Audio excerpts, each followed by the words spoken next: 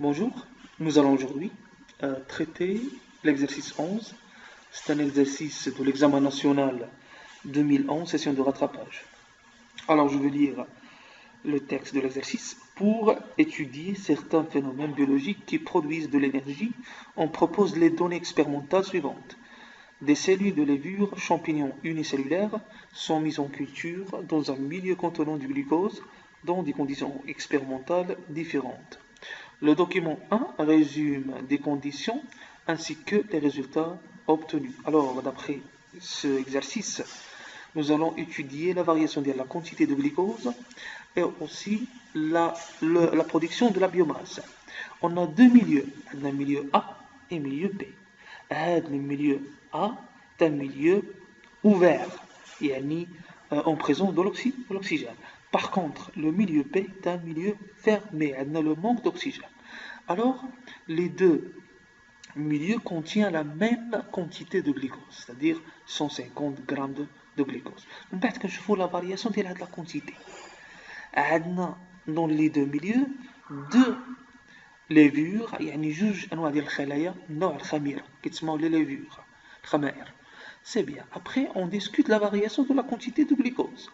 Et là, après 9 jours, on trouve que toute la quantité de glucose, elle est consommée. Par contre, après de 90 jours, on a un reste de glucose. C'est bien. Et là, la dernière case, on a la quantité de biomasse. يعني كمية المادة الحية المنتجة. في le milieu A, on a 1,97. Par contre, dans le milieu B, où on a la fermentation, où on a l'absence de l'oxygène, on a une faible quantité de biomasse.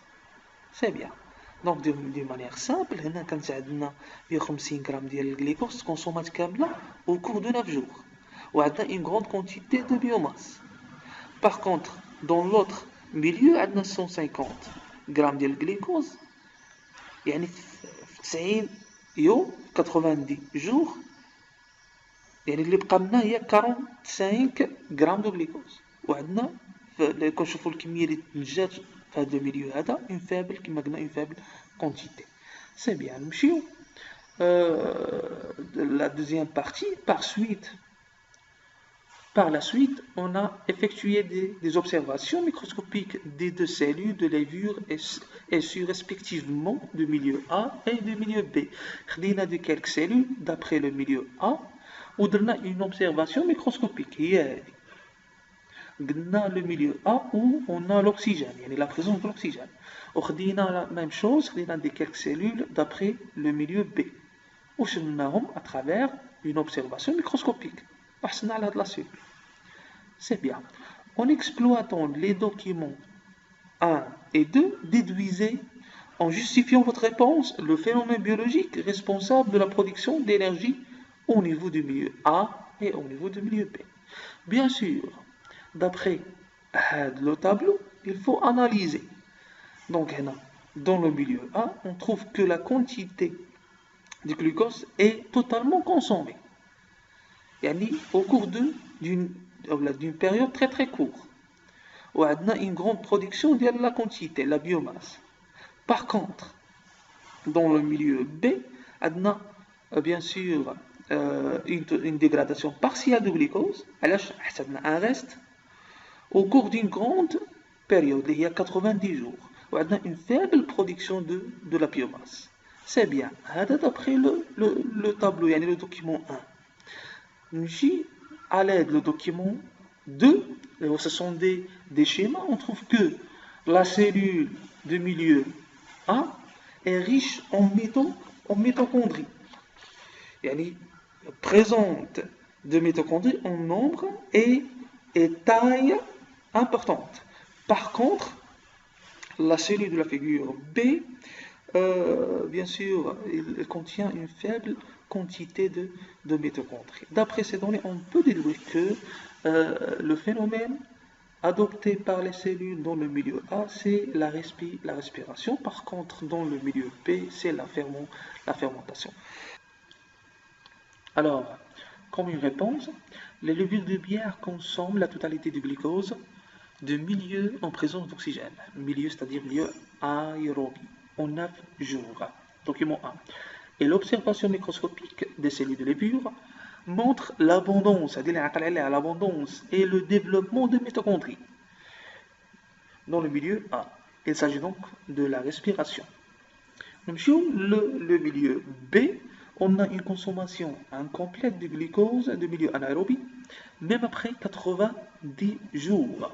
Et l'observation microscopique des cellules de levure montre la rareté des mitochondries, ce qui révèle la fermentation qui a lieu dans le milieu B. Alors on passe à la deuxième partie. Après l'ajout de glucose radioactif dans le milieu A et B, nous savons que le milieu A, où on a la respiration, le milieu A, on a la respiration, et le milieu B, on a la fermentation. C'est bien, dans les deux milieux, on ajoute le glucose. Devenez le glucose dans les deux milieux. Le glucose est une molécule radioactive. C'est bien. L'analyse de milieux intracellulaires en des temps successifs de T0 à T4 a révélé l'apparition de nouvelles substances radioactives. T0 عندنا G3+, يعني هاد G هو le glucose radioactif. شوف le degré ديال la radioactivité شحال. C'est bien. Donc T0 هنا كيفاش غادي نجاوب normalement لأن قال لك interpréter les résultats du document 3. نجاوب sous forme des étoiles. La première étoile de le T0 de point, on a l'apparition de la radioactivité seulement dans le milieu extracellulaire. Dans le milieu intracellulaire A et intracellulaire B, on a l'absence de la radioactivité. C'est différent. Le glucose باقي ما دخلش dans les deux cellules A et B. C'est bien. نمشيو TH شنو وقع؟ هنا كان عندي 3 signes. هنا ولا عندنا une seule signe. Signifie quoi?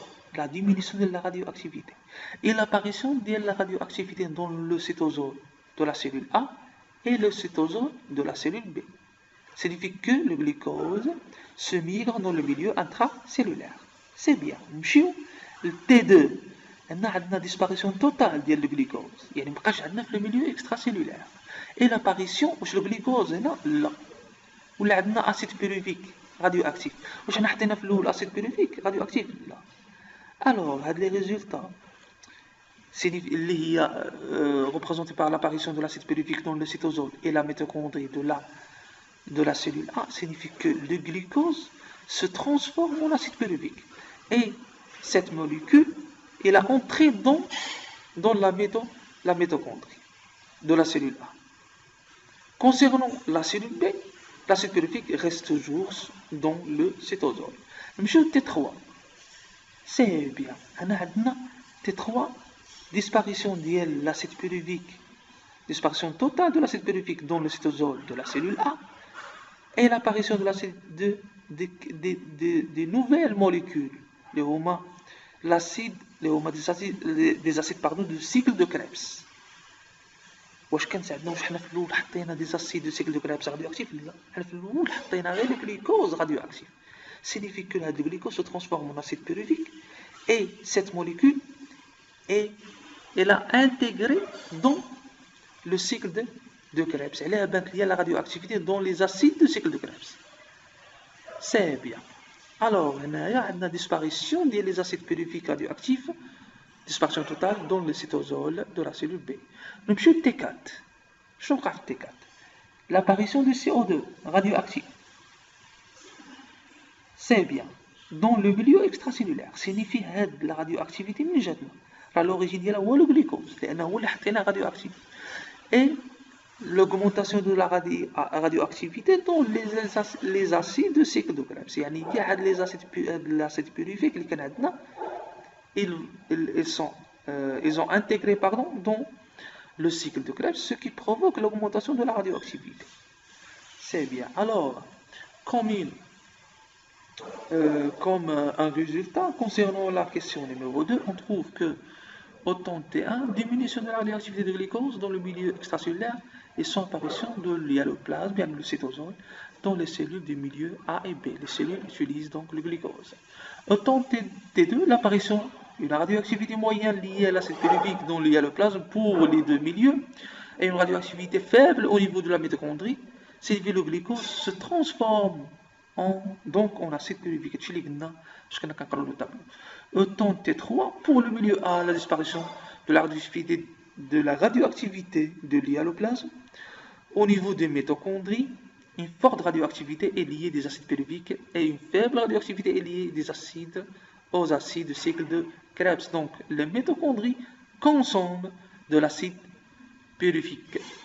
Autant T4, l'augmentation de la radioactivité liée aux acides de cycle de Krebs au niveau des mitochondries dans le milieu A et l'apparition de CO2 radioactif dans le milieu extracellulaire, c'est la manifestation du cycle de Krebs. C'est bien. Donc, on passe à la partie suivante. On dispose 1,5 mg de mitochondries isolées à partir de cellules issues de milieu A dans un milieu nutritif riche en phosphate inorganique PI et en dioxygène O2. On a mesuré la variation de la concentration d'O2 dans la solution nutritive en fonction du temps. Document 4. On a ajouté 450 millimoles d'ATP et à la solution de fois. C'est bien. Je vous le document 4.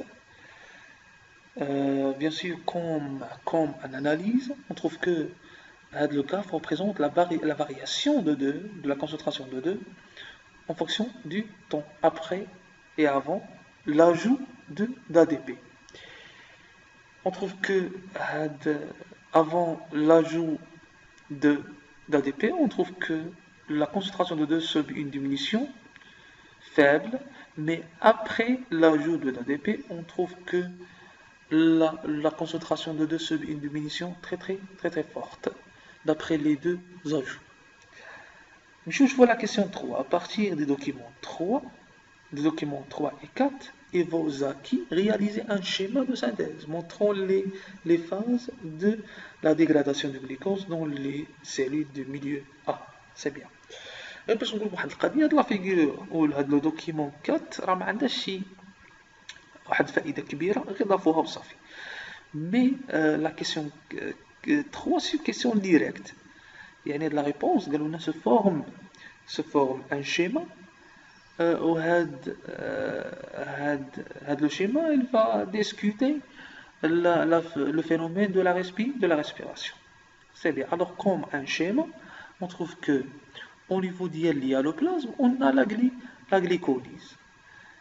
La glycolyse, il donne deux molécules, il y a l'ATP et NADH2. Bien sûr, la respiration signifie que après la glycolyse, on a la formation de l'acétyl-CoA et le cycle de Krebs. Le cycle de Krebs qui se déroule au niveau de la matrice mitochondriale, qui marche le résumé, le rôle et le but du cycle de Krebs, il y a la formation des enzymes réduits comme NADH2 et FADH2, que c'est deux molécules de l'ATP. Après cette phase, on a la chaîne respiratoire et la phosphorylation oxydative. Les deux opérations se déroulent au niveau de la membrane interne de la mitochondrie. L'opération, il consomme O2 et ADP plus PI pour donner à la fin la molécule d'H2O et la molécule d'ATP. Et merci pour votre attention.